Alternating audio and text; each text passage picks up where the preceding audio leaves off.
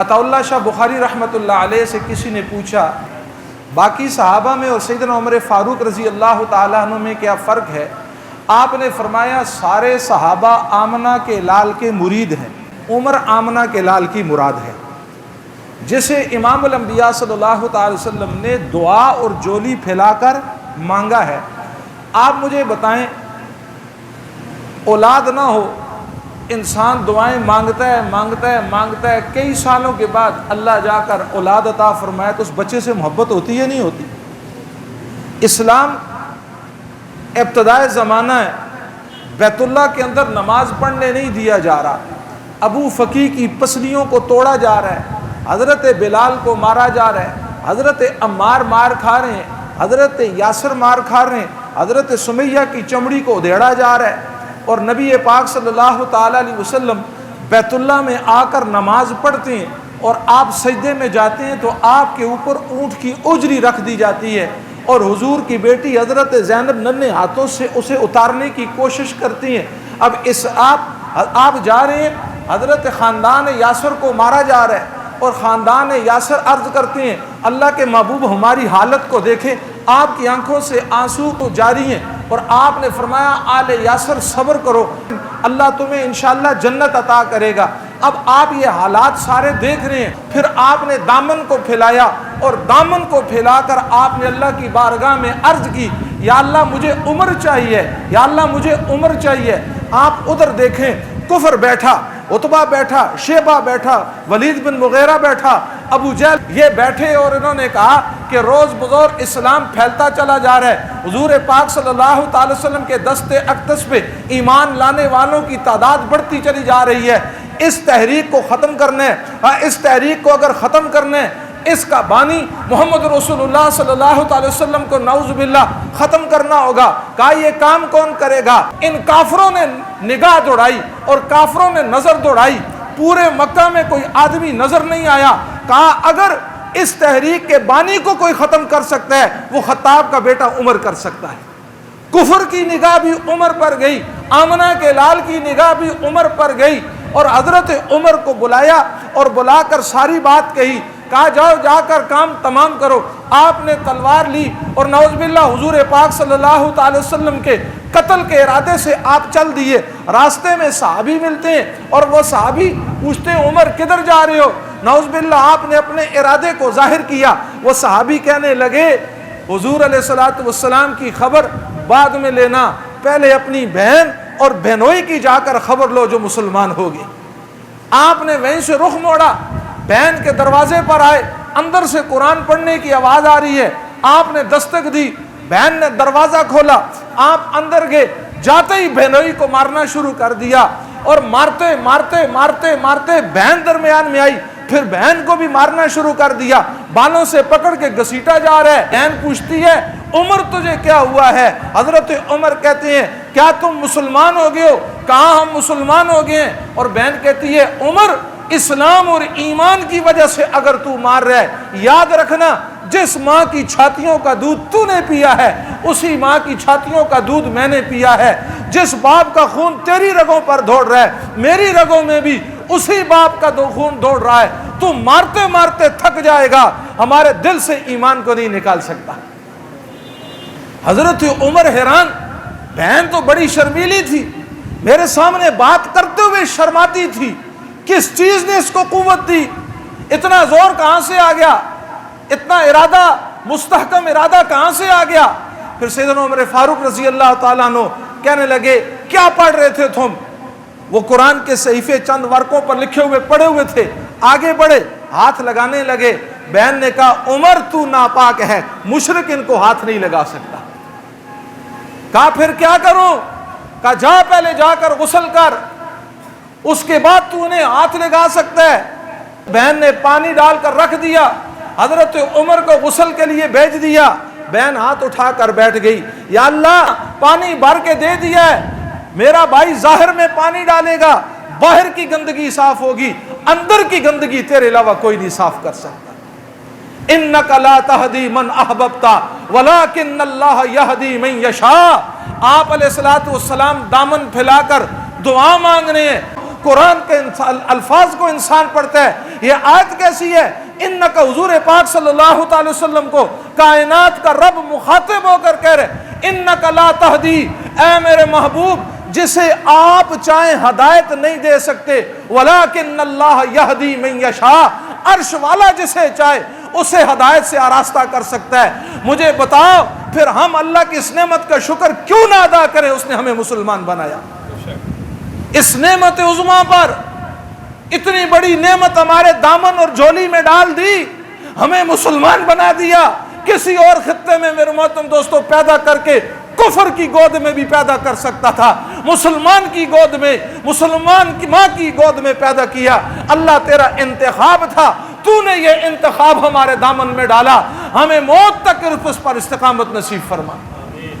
بہن دعا مانگ رہی ہے، ادھر حضرت ارقم رضی اللہ تعالیٰ عنہ کے گھر میں آپ موجود ہیں اور آپ دعا مانگ رہے ہیں، یا اللہ عمر ابن خطاب چاہیے. حضرت عمر باہر آئے، آپ نے کہا بہن کیا پڑھ رہی تھی؟ وہ صحابی جو ان کو قرآن پڑھا رہے تھے چھپ کے گھر میں، وہ باہر آئے اور آ کر میرے محترم دوستو سورہ طٰہٰ کی تلاوت شروع کی. اعوذ باللہ پڑھا، بسم اللہ پڑھا، ایک آیت پڑھی، دو آیتیں پڑھی، تین آیتیں پڑھی، چار آیتیں پڑھی. خدا کی قسم قرآن پڑھتا چلا جا رہا ہے اور حضرت عمر کے دل کی دنیا بدلتی جا رہی. آج ہماری حالت یہ ہے، میں باتیں سیدھی کرتا ہوں، ہم بھی رسم و رواج کے شکار ہو گئے. آج ہم نے قرآن کو کس لیے رکھا ہے؟ خود اپنے دل پر ہاتھ رکھ کے خود فیصلہ کرو، کیا ہم نے ختم کے لیے قرآن کو نہیں چھوڑ دیا؟ باپ مر گیا اور ختم پڑھا جا رہا ہے، باپ فوت ہو گیا، بچے یتیم ہو گئے. اب باپ مرتے ہی اس مال کا وارث کون ہے؟ یہ یتیم اولاد ہے اور اسی پیسوں سے دیگے چڑھا رہے ہیں، انہی پیسوں سے کھانا پکایا جا رہا ہے. کوئی پرسان حال نہیں اس بیوہ کا، ان یتیم بچوں کا کوئی پرسان نہیں. اور میرے محترم دوستو کیا ہو رہی ہے؟ خیرات ہو رہی ہے، مردے کی خیرات ہو رہی ہے. اور کھانے کے لیے کون جا رہا ہے؟ میں جا رہا ہوں. کھانے کے لیے کون جا رہا ہے؟ عوان جا رہا ہے. کھانے کے لیے ملک جا رہا ہے. کھانے کے لیے چودھری جا رہا ہے. اور کھانے کے لیے سرمایہ دار، دکاندار، صنعت کار، تجارت، یہ اس خیرات کو کھانے کے لیے جا رہے ہیں. آپ دل پر ہاتھ رکھ کر اپنے آپ سے پوچھیں، کیا شریعت اس کی اجازت دیتا ہے؟ آپ خود فیصلہ کریں. نکلیں ان رسموں سے، نکلیں ان رواجوں سے. قرآن ختم کے لیے نہیں آیا، قرآن تعویذات کے لیے نہیں آیا، اس کو ہدی للناس بنا کر بھیجا گیا ہے. سارے عالم کی انسانیت کی ہدایت کے لیے اللہ نے اس قرآن کو بھیجا تھا. قرآن کو پڑھیں، قرآن کو سمجھیں. قرآن کہتا کیا ہے؟ مطالبہ کس کا کرتا ہے؟ حضرت عمر نے چند آیات سنی، دن کی دنیا بدل گئی. آپ نکلے، سیدھا کہا حضور کدھر ہیں؟ بہن کو کہا بہن میرے گلے میں پٹا ڈال کے مجھے حضور کے پاس لے کر جاؤ. آپ دارالندوہ میں پہنچے، حضرت زید ابن ارقم کے گھر میں پہنچے. حضور نے دیکھا عمر آ رہے ہیں، ہوش نہیں تھا، ہاتھ میں تلوار اسی طرح ہے. صحابی نے عرض کہ اللہ کے محبوب ارادہ پتہ نہیں کیسا ہو. حضور کے چچا سیدنا امیر حمزہ رضی اللہ تعالیٰ عنہ نے فرمایا، عرض کیا اللہ کے محبوب اچھے ارادے سے آیا تو سینے سے لگائیں گے، برے ارادے سے آیا اسی تلوار سے عمر کا کام تمام کریں گے. حضرت عمر جاتے ہی حضور کے قدموں میں گرے اور فرمایا غلام بننے کے لیے آیا ہوں. ہاتھ آگے کیا، اسلام لے کر آئے، آذان دی، نماز کا وقت ہوا. حضرت عمر نے عرض کیا اللہ کے محبوب مکے میں جا کر، بیت اللہ میں جا کر نماز کیوں نہیں پڑھتے؟ حضور کی آنکھوں سے آنسو جاری ہیں.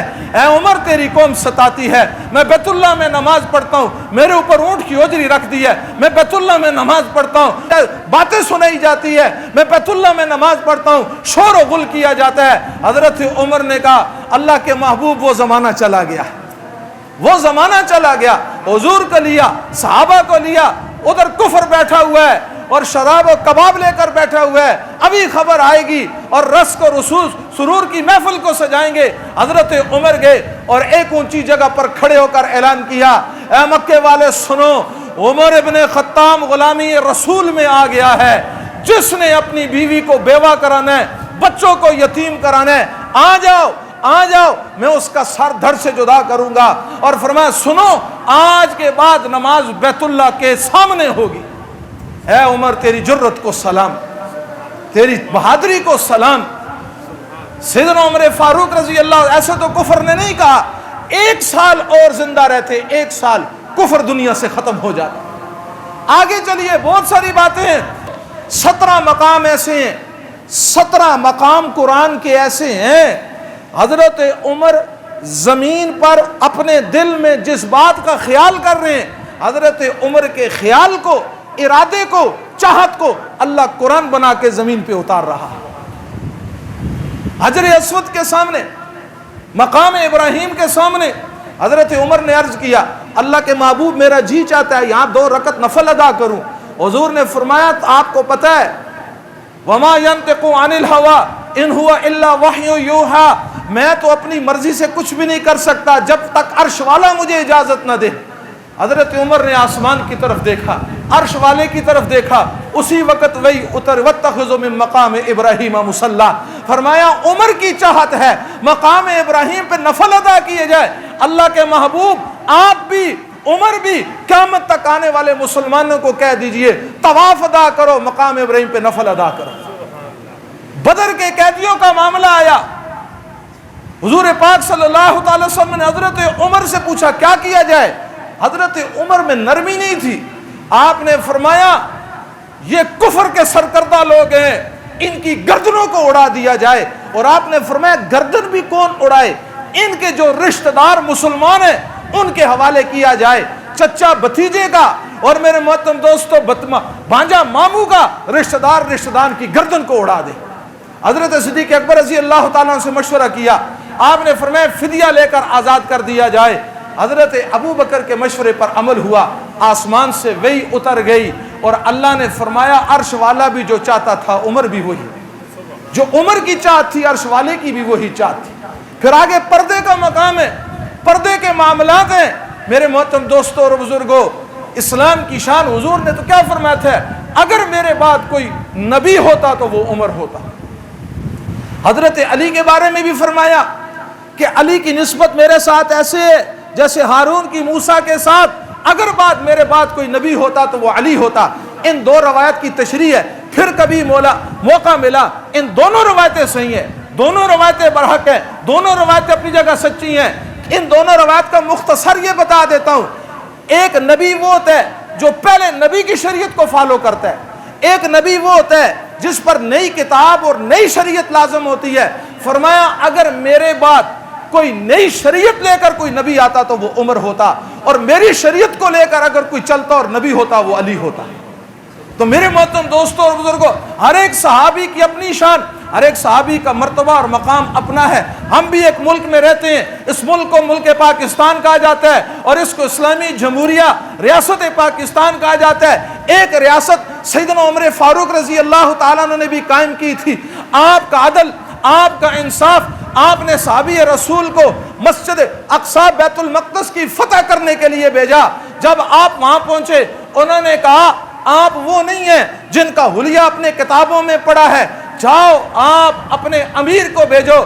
صحابی نے خط لکھا، سیدنا عمر فاروق رضی اللہ تعالیٰ عنہ، آپ مدینہ منورہ سے آپ کے غلام 2 آدمی چلتے ہیں اور آپس میں مشورہ کرتے ہیں۔ آپ دیکھیں آپ خلیفہ ہیں، آپ حکمران ہیں، 22 لاکھ مربع میل پر آپ کی حکومت اور اسلام کا پھریرا اور جھنڈا لہرا رہا ہے۔ آپ غلام کو کہتے ہیں عدل یہ، ایک منزل تک میں چلوں گا، تو اونٹ پر بیٹھے گا، پھر میں اونٹ پر بیٹھوں گا، پھر تو چلے گا۔ وہ کہتا ہے میں غلام ہوں۔ فرمایا غلام ہے تو انسان نہیں ہے۔ اب باری طے ہو گئی، حضرت عمر اونٹ پر بیٹھتے، غلام رسی لے کر چلتا، پھر ایک منزل پر غلام کو اونٹ پر بٹھا دیتے، خود اونٹ کی رسی لے کر آپ چلتے۔ جس وقت آخری منزل آتی اور مسجد اقصی بیت المقدس سامنے آتا، اس وقت حضرت عمر کی باری اونٹ کی نکیل کے پکڑنے کی تھی اور غلام کی باری اونٹ پر سوار ہونے کی تھی۔ اس نے منت کی یہ لوگ کیا کہیں گے، میں نیچے آ جاتا ہوں، آپ اوپر۔ آپ نے فرمایا عدل نہیں ہے، تو اوپر بیٹھے گا اور لوگوں کی مجھے پرواہ نہیں ہے، اس اونٹ کی مہار اور نکیل میں پکڑ کے جاؤں گا۔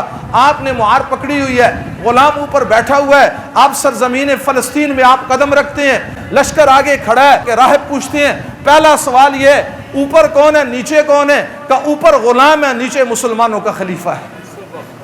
اچھا پھر ایک دوسرے کو دیکھا، کہا پہلی شرط تو پوری ہو گئی، تو دوسری بات ہے آپ نے کرتا پہنا ہوا تھا، اس کرتے پر 17 پیوند لگے ہوئے تھے۔ یہودیوں نے دیکھا 16 پیوند نظر آگے، 17واں نظر نہ آیا، آپ نے بغل اوپر کی، 17واں پیوند نیچے تھا، چابیاں آپ کے ہاتھ میں دے دی، فرمایا اب ہم آپ کا مقابلہ نہیں کر سکتے، مسجد اقصی ارض فلسطین یہ آپ کی ہوئی۔ اللہ خلافت راشدہ کا نظام ہمیں نصیب فرمائے۔ وما علینا الا البلاغ۔